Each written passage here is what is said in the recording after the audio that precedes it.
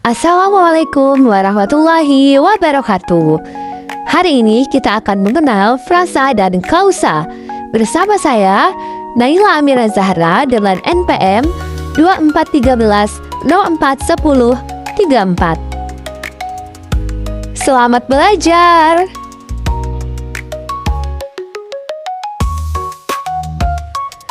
Sebelum mengenal frasa dan klausa, apa kalian tahu apa itu sintaksis?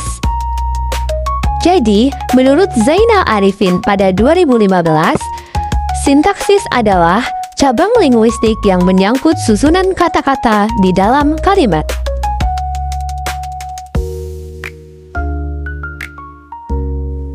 Sintaksis dalam bahasa Belanda adalah sintaksis. Dalam bahasa Inggris, sintaks, dan dalam bahasa Arab, Nahwu adalah ilmu bahasa yang mengkaji hubungan antar unsur bahasa untuk membentuk sebuah kalimat. Dalam bahasa Yunani, sintaksis disebut sintaksis sun tatein yang berarti sun dengan dan tatein menempatkan. Secara etimologis, istilah tersebut berarti menempatkan kata-kata menjadi kelompok kata atau frasa, atau kalimat dan kelompok-kelompok kata atau frasa menjadi kalimat. Ungkapan ini dikemukakan oleh Armini dan Sulistiawati pada 2019. Selanjutnya, mari kita mengenal frasa. Menurut Kridaksana pada 2011, menjelaskan bahwa frasa merupakan gabungan dua kata atau lebih yang bersifat non-predikatif, artinya tidak memiliki subjek dan juga predikat. Hubungan frasa dengan sintaksis. Menurut Ramlan pada 2005, dalam kajian sintaksis, frasa menjadi unsur penting karena sintaksis mempelajari bagaimana kata-kata disusun menjadi frasa, klausa, dan kalimat.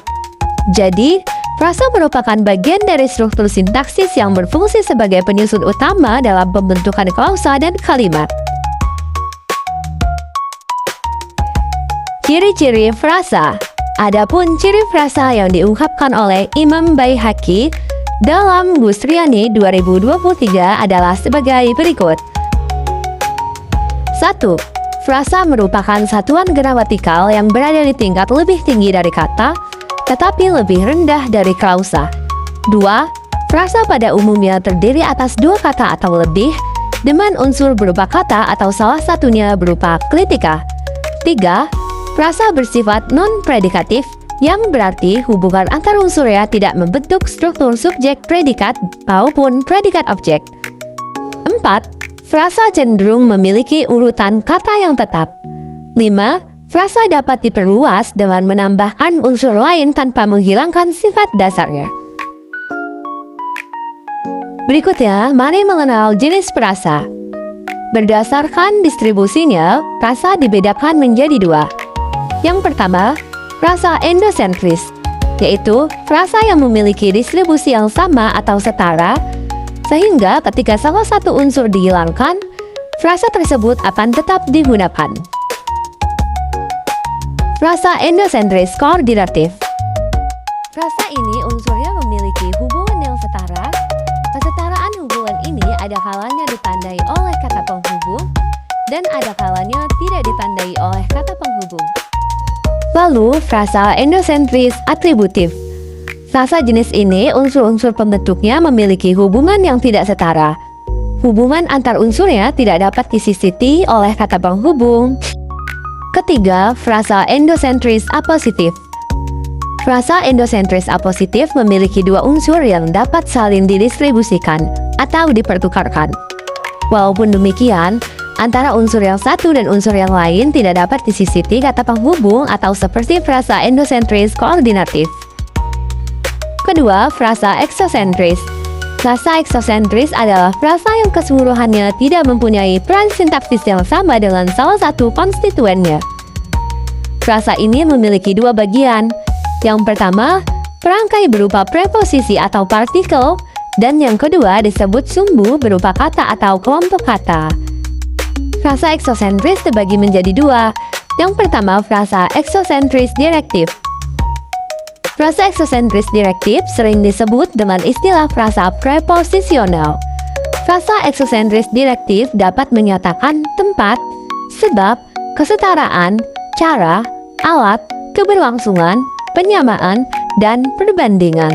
Yang kedua, frasa eksosentris non-direktif. Frasa eksosentris non-direktif adalah komponen pertamanya berupa artikula seperti si dan sang atau yang, para dan kaum, sedangkan komponen keduanya berupa nomina, adjektiva, ataupun verba. Lalu jenis frasa berdasarkan kategorinya. Yang pertama, frasa nominal. Menurut Wahidah pada 2021, frasa nominal adalah frasa yang terdiri dari nomina sebagai dasar dan adjektiva, verba, numeralia, demonstriva, pronomina, preposisional, frasa yang dibangun dengan yang, nya, atau frasa lain. Kedua, frasa verba. Menurut Wahidah pada 2021, frasa verbal adalah frasa yang terdiri dari gabungan verba dan verba, verba dengan adverbia, atau gabungan verba dengan preposisi. Ketiga, frasa adjektival. Menurut Wahidah pada 2021, frasa adjektiva adalah frasa yang terdiri dari gabungan beberapa kata atau terdiri dari induk berkategori adjektiva dan modifikator berkategori apapun. Asalnya seluruhnya berfungsi sebagai adjektiva. Keempat, frasa adverbial. Adverbia adalah kata yang memberikan keterangan pada verba, adjektiva, nomina predikatif, atau kalimat. 5. Frasa numeralia. Frasa numeralia memiliki distribusi yang sama dengan kata numeral atau dapat dikatakan bahwa unsur pusat frasa numeral berdistribusi dengan kelas kata bilangan. 6. Frasa preposisional. Frasa preposisional adalah frasa yang berfungsi sebagai pengisi fungsi keterangan di dalam sebuah klausa. Berikutnya, kategori frasa berdasarkan makna yang dikandung. 1. Frasa biasa. Menurut Andriani pada 2017, frasa biasa didefinisikan sebagai frasa yang pembentukannya memiliki makna yang sesungguhnya. Kedua, frasa idiomatik. Frasa idiomatik menurut Andriani pada 2017 merupakan frasa yang dari hasil pembentukannya terdapat makna yang baru atau bukan makna sesungguhnya. Ketiga, frasa ambigu. Frasa ambigu menurut Andriani pada 2017 merupakan frasa bermakna ganda dan penggunaannya tergantung pada kalimat yang menyertainya atau kontekstual. Berikut adalah contoh-contohnya. Untuk penjelasan contohnya, kalian bisa scan pada barcode berikut.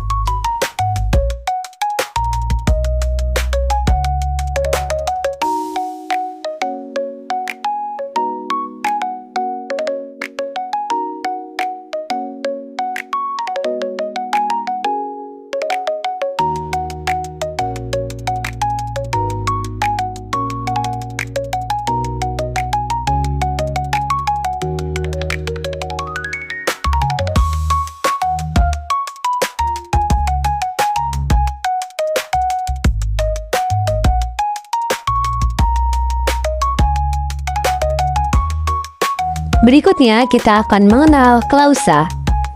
Menurut Krida Alsana pada 2008, klausa adalah satuan gramatikal berupa kelompok kata yang sekurang-kurangnya terdiri dari subjek dan predikat dan mempunyai potensi untuk menjadi sebuah kalimat. Hubungan klausa dan sintaksis. Dalam sintaksis, klausa dipelajari sebagai bagian dari struktur kalimat karena sintaksis menelaah bagaimana kata dan frasa disusun menjadi klausa. Lalu, klausa disusun menjadi sebuah kalimat.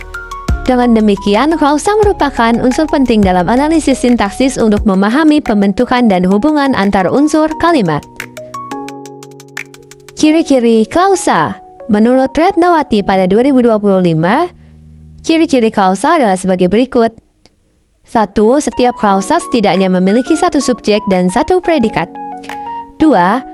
Klausa dapat menjadi kalimat jika diakhiri intonasi final. 3. Bisa berdiri sendiri atau tergabung ke dalam kalimat majemuk yang dihubungkan dengan konjungsi. 4. Karena bersifat predikatif, maka klausa pasti menyampaikan makna, informasi, atau aksi tertentu. 5. Fleksibilitas dalam kreativitas. Artinya klausa bisa dimodifikasi dengan kata keterangan atau frasa untuk menambah warna naratif. Berikutnya ada jenis klausa. Yang pertama berdasarkan strukturnya. Klausa dibedakan menjadi dua, yaitu klausa bebas dan klausa terikat. Klausa bebas yaitu klausa yang dapat berdiri sendiri menjadi sebuah kalimat. Klausa terikat yaitu klausa yang tidak dapat berdiri sendiri sebagai kalimat seperti tanda konjungsi. Contohnya, kami datang sebelum pertunjukan dimulai. Kami datang merupakan klausa bebas. Sebelum pertunjukan dimulai merupakan klausa terikat.